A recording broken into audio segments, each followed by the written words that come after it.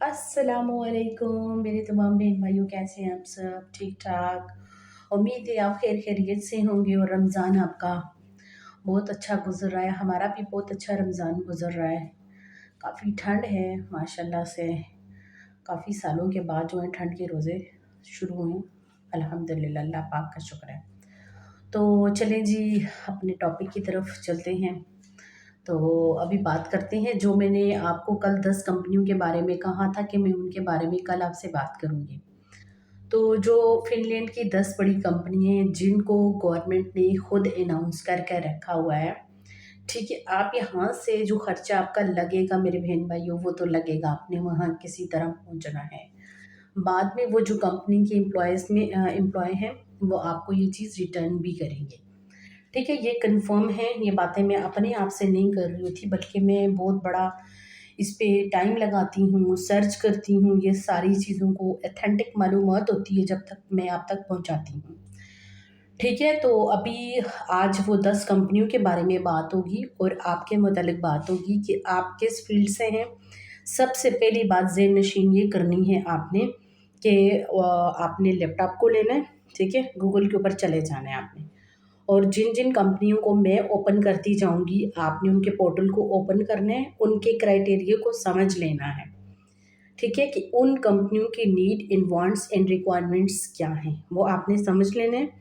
उसके बाद जब कोई कंपनी आपके अकॉर्डिंग है, यानी वो काम आपकी फ़ील्ड से मुतल्लिका कंपनी है, तो आप बिला झिझक जाएँगे, वहाँ पे लिंक दिया होगा, मैं आपके सामने जैसे-जैसे ओपन करूँगी, आपने ऐसे ही ओपन करना है और उसमें अपना जॉब का पोर्टल डाल देना है और अपनी सारी मालूमात उसमें शेयर करनी है।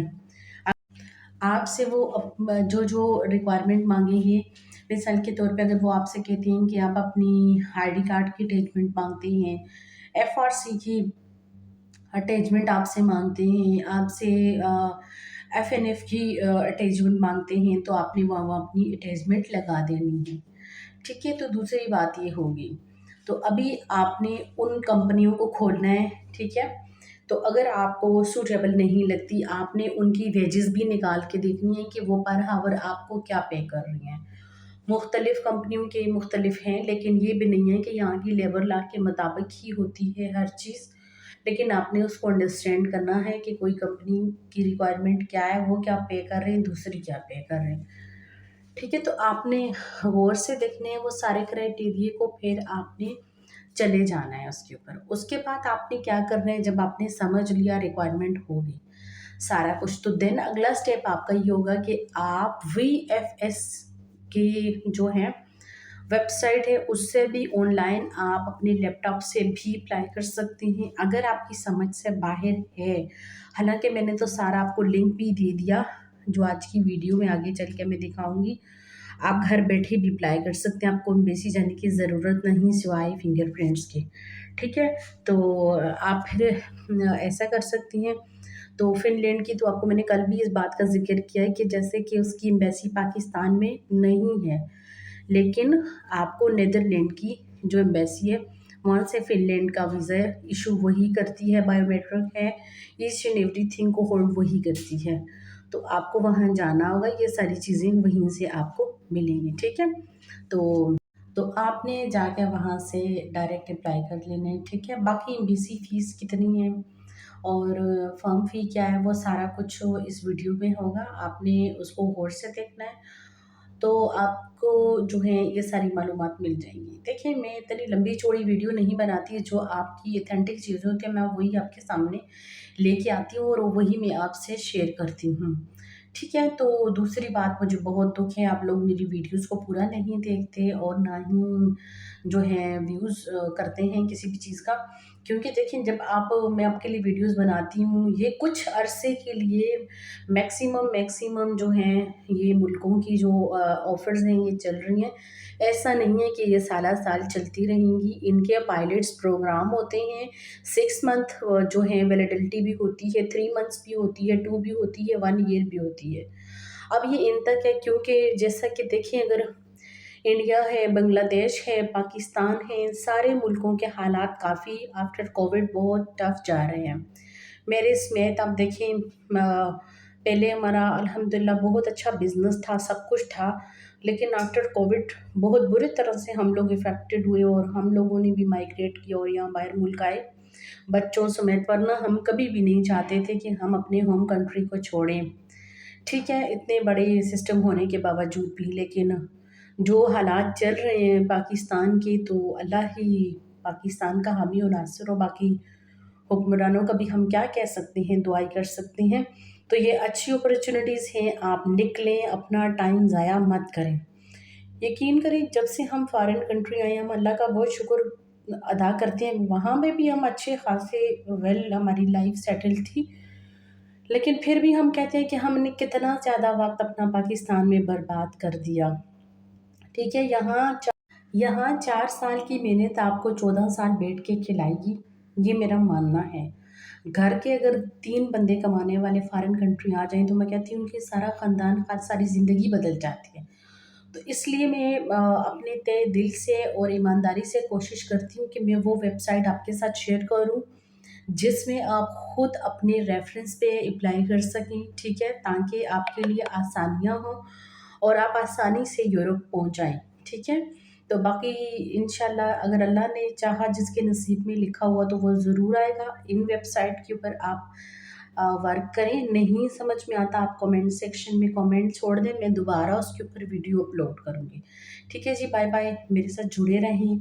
मिलते हैं इंशाल्लाह नेक्स्ट वीडियो में, कल के व्लॉग में। तो बाकी अभी आप चलते हैं आगे और देखते हैं कि फटाफट से कि हमने समझना क्या है, किन कंपनीज़ को आज हमने देखना है, किन कंपनी को रिसर्च करने हैं, किन कंपनी में अपने डॉक्यूमेंट्स डालने हैं। बाय बाय, सी यू, अल्लाह। चलें जी, अभी देख लेते हैं कि फिनलैंड की top 10 companies with sponsor visa.